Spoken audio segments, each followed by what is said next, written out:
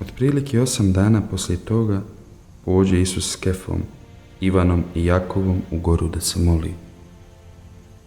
Dok se molio, lice mu se ozari, a odjeća zablista bijelim sjajem. U to se pojave dvojica ljudi i počnu s njim razgovarati. Bili su to Mojsije i Ilija. Pojavili su se u slavi i razgovarali su s njim o smrti koja se treba ispuniti u Jerusalemu. Kefu i njegove drugove savladao je san. Kad su se probudili, ugledali su Isusa u sjaju i dvojicu ljudi kako stoje s njim.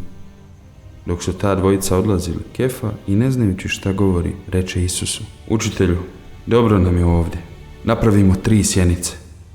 Jednu tebi, jednu Mojsiju i jednu Iliji. Još dok je govorio, pojavi se oblak i prekrije ih. Kad su se našli u oblaku, jako se prestraše. Iz oblaka se začuje glas: Ovo je moj ljubljeni sin, kojega sam izabrao.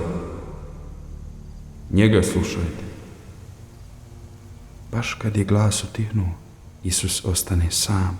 Učenici su šutjeli i tada još nikome nisu ništa govorili o tom što su vidjeli.